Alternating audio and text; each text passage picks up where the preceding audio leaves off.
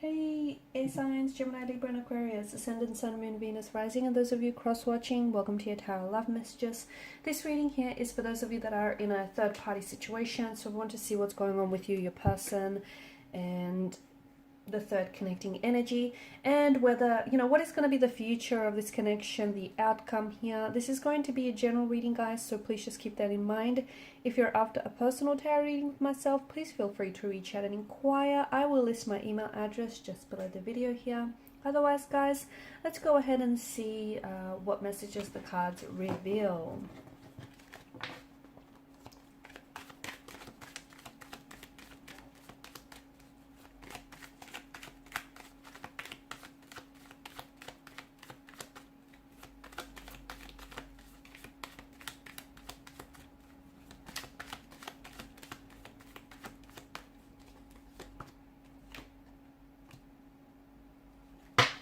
Okay, the deck is upside down, so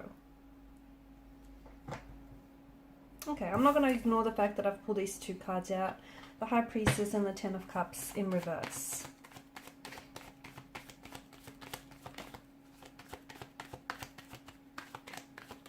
But I'm going to pull out a fresh set of cards for you just because.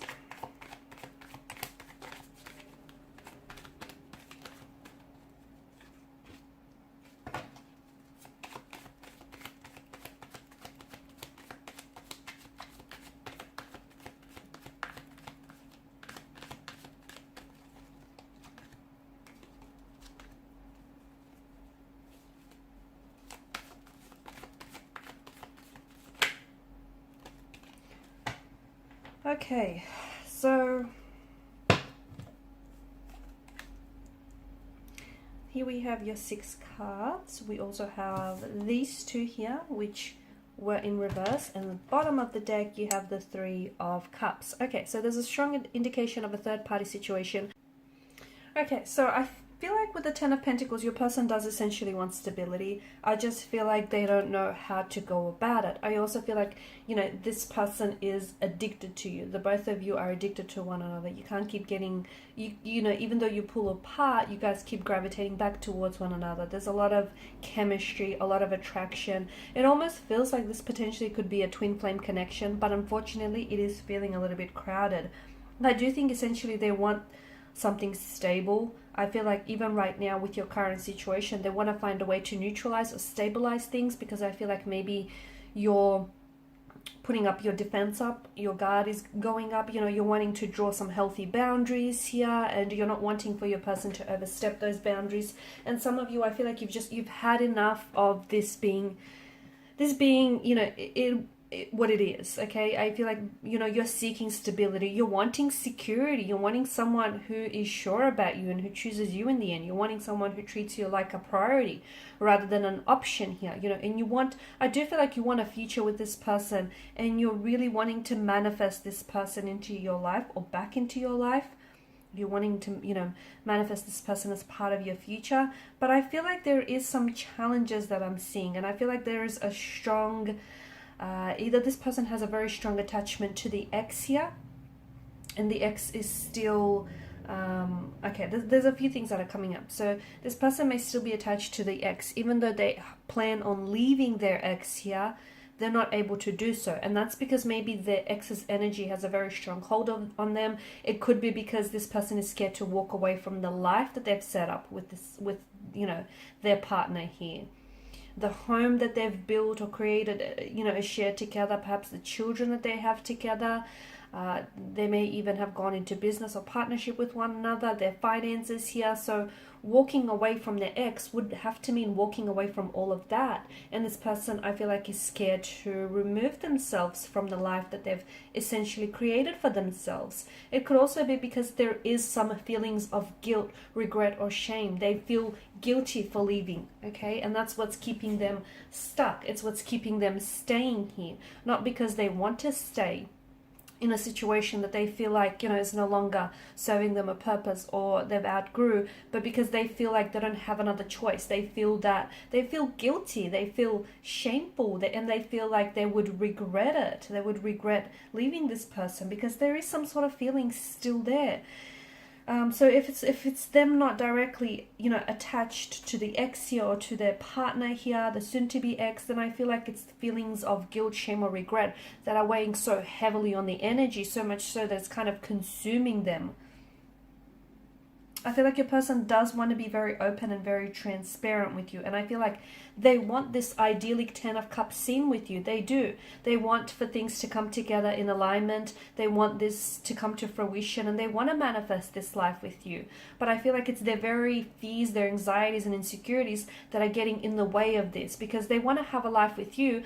But at the same time, they don't want to leave the life behind. So how does it work? No one benefits this, okay? And it's like, yeah, okay, you guys might have, you know, shared some wonderful memories, or you guys have, you know, shared and created some lovely memories and have had some happy times, but you can't ignore the elephant in the room. You can't ignore the fact that this person is only a part-time lover or a part-time girlfriend or a part-time boyfriend. Essentially, they don't really come back home to you. They come back to their partner. And if this is, you know, the devil, the reason why he's popped up here is he wants you to ask yourself the question. And the question is, you know, are you seeking the short-term instant gratification that this connection gives you, or are you, you know, and are you weighing it up against the long-term pain that it's causing you? Okay, the fact that it's damaging to your health and your self-esteem. Excuse me.